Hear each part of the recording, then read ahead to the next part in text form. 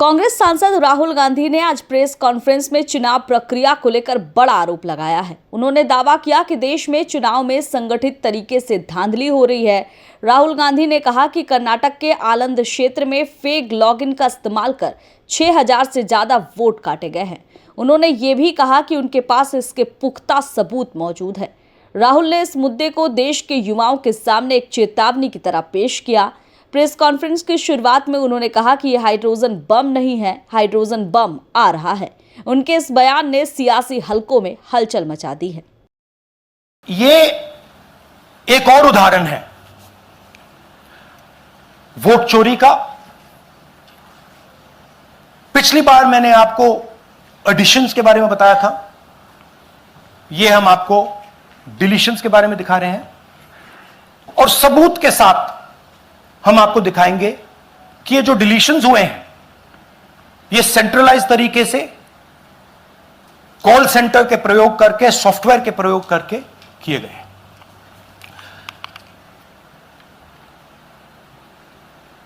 हमारे पास इस प्रेजेंटेशन में जो मैंने आपको अभी दिखाया 100% सबूत है, प्रूफ है कि ज्ञानेश कुमार जी हिंदुस्तान के चीफ इलेक्शन कमिश्नर वोट चोरों की रक्षा कर रहे हैं और यह मैं आपको अभी दिखाने जा रहा हूं।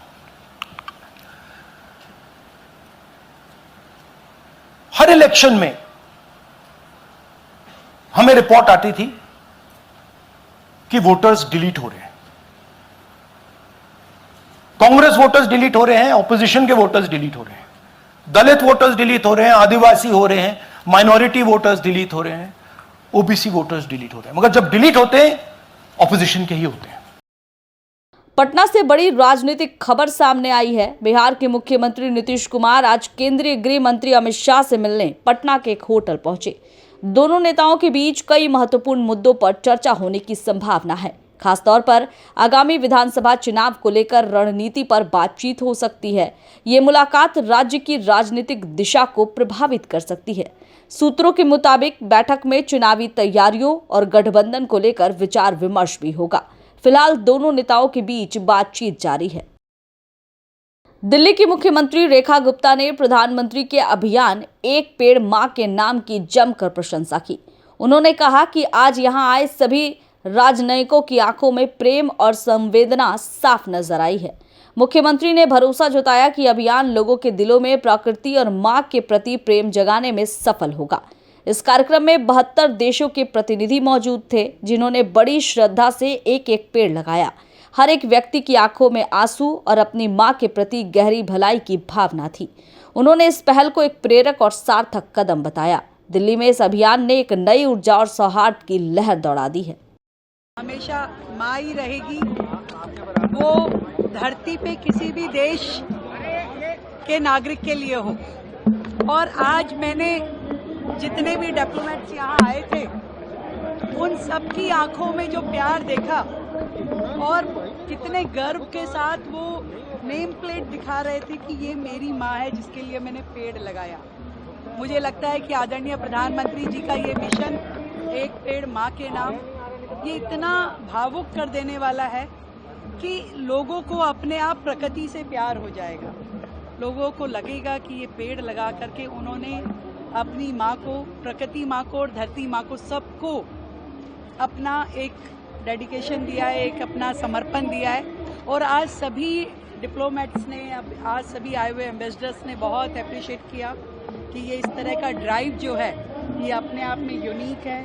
कोई अपनी माँ के साथ आया था तो कोई अपनी फैमिली के साथ आया था और हर व्यक्ति ने इस चीज़ को बहुत सराहा कि ये पेड़ लगना ना केवल नेचर को बचाने वाला है, प्रकृति को बचाने वाला है, बल्कि अपनी माँ को याद करने के लिए एक बहुत ही सुंदर उत्सव है। उत्तर प्रदेश के थाना नूरपुर क्षेत्र के धामपुर रोड से बड़ी खबर सामने आ रही है। तहसीलदार ने अवैध मिट्टी खनन के खिलाफ बड़ी कार्रवाई करते हुए 2 ट्रैक्टर ट्रॉली को सीज कर दिया है।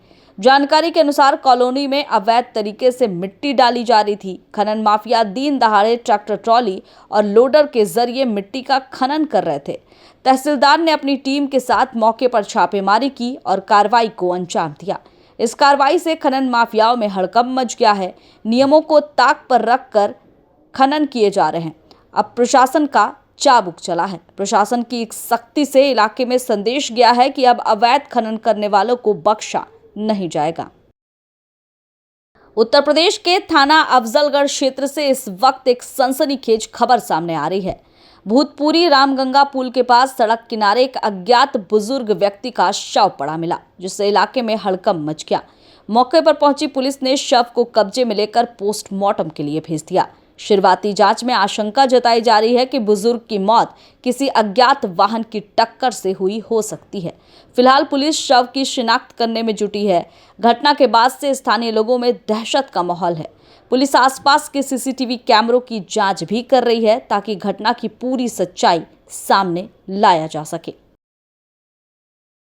उत्तर प्रदेश में एक बार फिर तबादला एक्सप्रेस चली है। राज्य के 44 पीपीएस अफसरों का ट्रांसफर कर दिया गया है। एडिशनल एसपी रैंक के अफसरों के तबादले के आदेश दिए गए हैं। इसमें संभल के सीओ रहे अनुज चौधरी का भी नाम शामिल है। अनुज चौधरी को फिरोजाबाद भेजा गया है। मुख्यालय द्वारा जारी की गई लिस्ट में संभल के सीओ रहे अनुज चौधरी समेत कुल 44 अधिकारियों के नाम शामिल है। इससे पहले राज्य के 7 आईपीएस अधिकारियों का तबादला हुआ था, जिनमें 3 जिलों के एसपी और एएसपी शामिल थे। संभल हिंसा के बाद सरकार ने अनुज चौधरी पर भरोसा जताया था। हालांकि चंदौसी सर्कल की जिम्मेदारी मिलने के बाद कई तरह की अटकलें लगाई जा रही थी। वहीं सरकार ने अनुज चौधरी का प्रमोशन करते हुए एडिशनल एसपी की जिम्मेदारी सौंपी है। अनुज चौधरी को सपोर्ट कोटे से एडिशनल एसपी बनाया गया है। तबादला सूची में ज्यादातर नाम ऐसे हैं जो लंबे समय से एक ही स्थान पर तैनात रहे हैं। ज्यादातर अफसरों को एक जिले से दूसरे जिले में स्थानांतरित किया गया है, जबकि प्रमोशन पाए अफसरों को नई पोस्टिंग दी गई है। नोएडा में तैनात मनीष कुमार मिश्रा को मिर्जापुर नक्सल क्षेत्र का एडिशनल एसपी बनाया गया है। गोरखपुर में एडिशनल एसपी सुरक्षा के पद पर तैनात अनुराग सिंह को रामपुर में एडिशनल एसपी की जिम्मेदारी सौंपी गई है। बिजनौर के धामपुर थाना क्षेत्र में यातायात चेकिंग के दौरान एक ई रिक्शा का पीछा करते समय यातायात उप निरीक्षक अरविंद कुमार तिवारी सड़क पर गिर गए। ये घटना सोमवार दोपहर नगीना चौराहे पर हुई, जिसका वीडियो अब सोशल मीडिया पर तेजी से वायरल हो रहा है। जानकारी के अनुसार दरोगा अरविंद कुमार तिवारी धामपुर थाना क्षेत्र में चेकिंग कर रहे थे। उन्होंने एक ई रिक्शा को रोकने का प्रयास किया, लेकिन चालक चालान से बचने के लिए तेजी से वाहन लेकर फरार हो गया। दरोगा ने ई रिक्शा को पकड़ने के लिए दौड़ लगाई।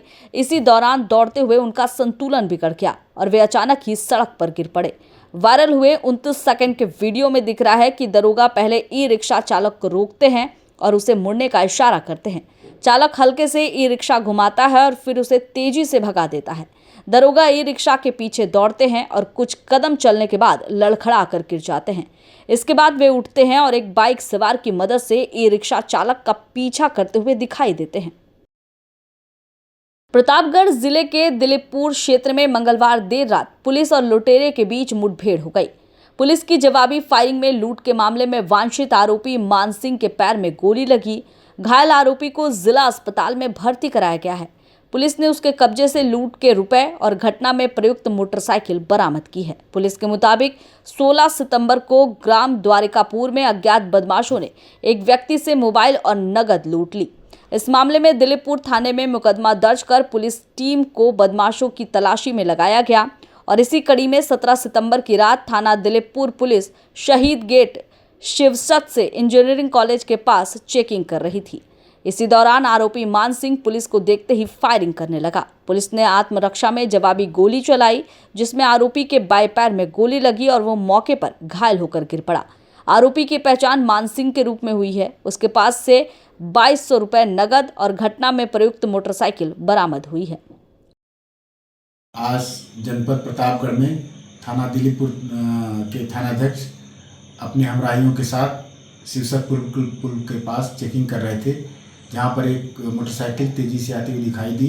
इसको रोकने का प्रयास किया गया तो मोटरसाइकिल चालक तेजी से गाड़ी भगाते हुए सही गेट से होते हुए इंजीनियरिंग कॉलेज की तरफ भागने का प्रयास किया, जहां बरसात में गड्ढे में गाड़ी पड़ने से स्लिप कर गई और उक्त मोटरसाइकिल चालक ने तत्काल पुलिस पार्टी पर फायर किया, जो कि थानाध्यक्ष के गाड़ी के आरबीएम में लगी है गोली और इस पर थानाध्यक्ष द्वारा उसे ललकारा गया तो पुलिस पार्टी पर पुनः फायर करने लगा, जिसमें आत्मरक्षार्थ थानाध्यक्ष उनके हमराही द्वारा गोली चलाए जाने पर उसके अभी के बाएं पैर पर गोली लगी है अभियुक्त का नाम मान सिंह सन ऑफ अनिरुद्ध सिंह, नौहर हुसैनपुर दिलीपुर का निवासी है। इसके पास से जो मोटरसाइकिल बरामद हुई है एवेंजर गाड़ी, यह कल द्वारकापुर बाग में हुई लूट में प्रयोग की गई थी तथा उस लूट से संबंधित कैश भी इसके पास से बरामद हुआ है। अन्य विधिक कार्रवाई की जा रही है। अभियुक्त को तत्काल इलाज हेतु जिला अस्पताल प्रतापगढ़ रवाना किया गया। बुलंदशहर में एक महिला ने कथित तौर पर अपने पति के दूसरे निकाह से दुखी होकर दूसरी मंजिल से छलांग लगा दी। ये घटना देहात कोतवाली क्षेत्र के किदवई नगर में हुई। घायल महिला को तुरंत अस्पताल में भर्ती कराया गया है। महिला की पहचान रिहाना के रूप में हुई है। आरोप है कि उसके पति इमरान ने बच्चा न होने की वजह से दूसरा निकाह किया था। इस मामले को लेकर दोनों के बीच लंबे समय से कोर्ट में विवाद चल रहा है। घटना का एक लाइव वीडियो भी सामने आया है जिसमें पुलिस महिला को बचाने का प्रयास करती हुई नजर आ रही है। पुलिस ने मौके पर पहुंचकर स्थिति को संभाला। पुलिस ने घायल महिला को अस्पताल में भर्ती कराने के बाद आगे की कानूनी कार्रवाई शुरू कर दी है। महोबा जनपद के खरेला थाना क्षेत्र के अचाना गांव में बारिश के दौरान एक दर्दनाक हादसा हो गया। गांव के बुजुर्ग दंपत्ति किचन में खाना बनाने में व्यस्त थे कि अचानक करंट की चपेट में आ गए। हादसे में पति सूबेदार की मौके पर ही मौत हो गई, जबकि पत्नी आशा देवी गंभीर रूप से झुलस गई। आपको बता दें कि सूबेदार दरवाजा को पकड़ते ही बिजली के करंट की चपेट में आ गया। पति को तड़पता देख पत्नी आशा देवी बचाने दौड़ी, लेकिन वो भी बुरी तरह से झुलस गई। उनकी चीख पुकार सुनकर ग्रामीण दौड़े और किसी तरह उन्हें करंट से अलग किया, लेकिन तब तक सूबेदार की सांसें थम चुकी थी। वहीं गंभीर हालत में झुलसी आशा देवी को तत्काल ग्रामीणों ने CHC में भर्ती कराया, जहां उनका इलाज जारी है। इस हादसे से परिवार पर दुखों का पहाड़ टूट पड़ा है। मृतक के दोनों बेटे शोभालाल और विनोद कुमार दिल्ली में मजदूरी करते हैं, जबकि दंपत्ति के पास उनकी नातिन दिव्या रहती थी। घटना के बाद मासूम बच्ची का रो रो कर बुरा हाल है। ग्रामीण भी इस हृदय विदारक हादसे से गमगीन हैं और परिवार वालों को सांत्वना दे रहे हैं। गांव में गमगीन माहौल है और हर किसी की जुबान पर यही बात है कि बरसात के मौसम में लापरवाही कितनी बड़ी त्रासदी ला सकती है। इस हादसे ने पूरे इलाके को झकझोर कर रख दिया है। लेकिन हम वहाँ मौजूदा हालत में थे नहीं। हम ग्राम जखेड़ी में रहते थे, लेकिन जैसे ही हमको सूचना मिली वैसे ही हमने तो आए हैं और इनके पास पहुँचे हैं। खरेला पहुँचे, खरेला से हम सीधा बोला कि जो है तरकारी ले गए हैं, सीधा तरकारी आ गए। क्या घटना बताई गई, क्या हो गया था? करंट लग गया। कैसे, क्या कर रहे थे? ये खाना खाने के लिए जा रहे थे। जैसे ही इन्होंने दरवाजे को पकड़ा है वैसे ही जो है उसमें चिपक गए हैं ये, और उसने जो है डोरी कट नहीं पाई और उसको फेंक दिया है। बॉलीवुड एक्ट्रेस दिशा पाटनी के बरेली स्थित घर पर फायरिंग कर दहशत फैलाने वाले दोनों बदमाश मुठभेड़ में मारे गए। दोनों बदमाश रोहित गोदारा गोल्डी बरार गैंग के सक्रिय सदस्य थे। इस मामले को मुख्यमंत्री योगी आदित्यनाथ ने संज्ञान लिया था। सीएम योगी ने सख्त कार्रवाई के निर्देश भी दिए थे। घटना के बाद आरोपी के खिलाफ 1-1 लाख रुपए का इनाम भी घोषित हुआ था। वहीं इन अज्ञात बदमाशों की पहचान के लिए STF की टीम ने एक-एक कड़ी को जोड़ते हुए बदमाशों को धर दबोचा। हालांकि मुठभेड़ में गोली लगने से उनकी मौत हो गई। दरअसल सीएम योगी के सख्त निर्देश के बाद यूपी STF की टीम इस पर काम कर रही थी। STF ने आने जाने वाले सभी रूटों के CCTV फुटेज और अभिसूचना संकलन करते हुए आसपास के प्रदेशों के क्राइम रिकॉर्ड से मिलान किया।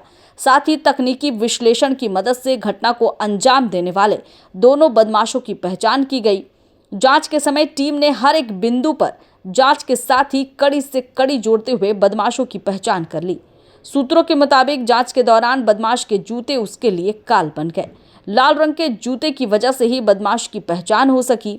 पुलिस जब घटनास्थल के आसपास लगे CCTV कैमरों की फुटेज खंगाल रही थी तो उसमें ही कई अहम सुराग मिले थे।